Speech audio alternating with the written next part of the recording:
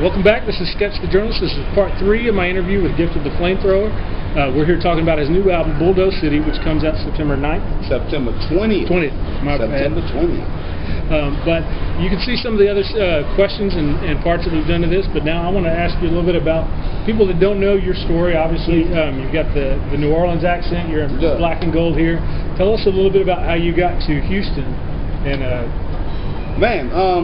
the Hurricane Katrina, man, swept my family out of my city, man. But it was a blessing. You know, we went through it. It was painful. I'm not going to sit in front of you and play Superman or Super Christian. You know, it's a real thing when you're feeding your children out of ice chests. You know, when you're standing in lines, you know, to get food stamps and things of that sort, because we had no money, man. My bank, I was with the credit union, and that completely shut down. You know, so I had no access to my money, man, and it was a trying situation for my family and myself, man, but God definitely saw us through it, man. You know, growing up in New Orleans, it's a hood. It's like everywhere else. Everybody has a hood, you know, whatever. But I was raised by, you know, my mother. You know, and like I tell people all the time, she was a superhero, man. You know, she was like Wonder Woman. Anything I need, she was there. But my pops, he was the invisible man. He was never around. You know, so that pushed me into the streets, you know, weed, alcohol, females, the same old hood story, man. You know, had 2 car accidents, man, drinking and driving. You know, when I hear a song like Getting White Boy Wasted, it takes whole another meaning for me. You know, I had 1 accident where I bit a hole in my tongue, man, blood all over my body, man, but God brought me through it. You know, I've been shot in my face, bullet came out here, and man, I was just destroying myself, man. But that's kind of like what the city brings. You know, when you just around negativity so much, you kind of either adapt to it or you stray away from it. You know, I adapted to it, you know, like the average knucklehead. But I mean, God pulled me out of it, and now I'm doing my best, you know, to get back into my city. I do my best to do in Houston, man, to tell my story, because I made it out. You know, and I'm one of those ones, I'm of the opinion is that if I'm struggling with alcohol, I really would rather speak to a person that's been down that road versus somebody that's just read about it, you know. So that's what gives me my edge, you know. I grew up in the streets. I first stepped foot in a nightclub when I was like 13 years old, you know, so I know that aspect of it, and I know the other side of it, man. God opened up my eyes, and I had the grace and mercy to make it out, because a lot of people didn't make it out. You know, we take it for granted so much.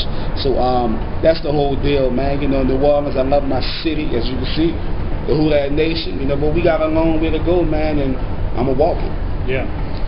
One of the most popular acts in hip-hop these days is Lil Wayne, who's also from New Orleans. Just wondering how often you may get that comparison and kind of the influence that you've seen him have on the music.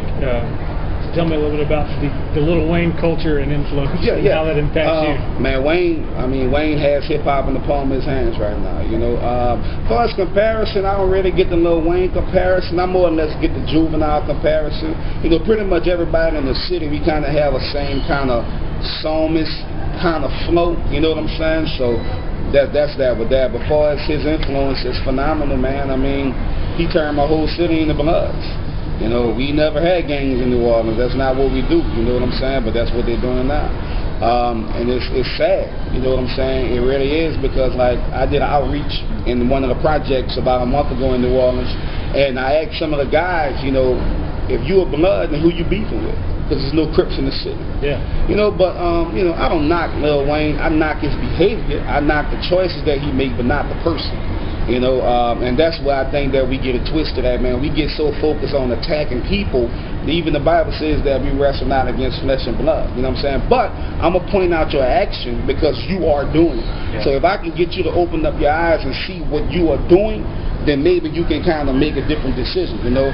I hate when I hear people say that I'm not a role model, I'm not supposed to raise your children.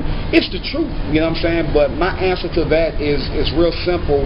If I'm walking down the street and if I see a kid about to get hit by a car, and I'm there, I don't care who child it is, I'm going to reach out and try to stop the kid from getting hit, you know. So I feel like it's the same thing. Nah, that's not your son, but if you know you are musically influencing him to do foolishness that you are not doing, you should feel some kind of remorse for that, you know. So that's my grind, you know what I'm saying? But as far as his influence, I mean, he has a major influence. He's a great rapper. I mean, it is what it is, you know, but I just have art with the message. That's my problem, the message. Yeah, yeah. I want to ask you some about the different settings and the places that you go to ministry. I know I've seen you at Hip Hop Hope Tuesdays in Fifth Ward. I've seen you do prison ministries with Trey 9. I know you've done overseas stuff. Tell me a little bit about how those experiences are similar and how they're different, and what kind of preparation you have to do to go into the hood or to a prison or to a third world country. Yeah, I mean, the main preparation, of course, is prayer. You know, and then you take that next step of fasting. You know what I'm saying? Like, whenever I go into a place, I always try to make sure that I have a direction of the stronghold that needs to be broken in that region. You know what I'm saying? What do you mean by that? Well, think about it. When you say Las Vegas, all right, the first thing that you think about is the gambling, the raunchiness, because that's the spirit that's over Las Vegas. You think about California, Hollywood, you think of pride, arrogance, you know, money, because that's a spirit that's over. You think about New Orleans, you think murder, crime, you know. You think about Houston, you think, you know, girls, because all the sex clubs and stuff that we have, you know, every region, if you really look at it, it has a main spirit that controls that region. It kind of dictates what everybody does in that city. Some people call it culture, but it's deeper than culture. So that's the first thing that I do. The situations are always different because it's different spiritual battles, man. But like when we went to Brazil, I saw some things I never saw before in my life. You know, there's the area of Cracolândia. This is a place where they allow to smoke crack in the streets. Hundreds of people, all the way from 80 years old to 10 years old, out there smoking crack. You know, we went out to London. We went out to Rotherham, England, and you know, it was different. You didn't have crack, but you had a lot of youngsters that was involved in alcoholism, involved in homosexual things, you know. So there's always a different spirit that you're dealing with, and I want to be in season. You know what I'm saying? I don't want to just use my talent to put together some of the words and make it make sense.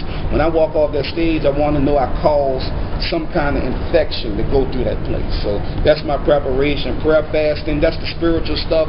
But then on the natural, I make sure it's tight. You know, I make sure the show is tight. I make sure the songs are tight. I make sure the music is done right in the studio. So that way, when I'm presenting myself, I'm giving it 100%. You know, so that's the spiritual and that's the natural. Yeah. Okay. Good. We'll take a break. When we come back, I'm going to ask Gifted a little bit about he's going back to school. He's going to be graduating soon, and why he made that decision, and then some of the other things that go into making him a full-time professional in this business.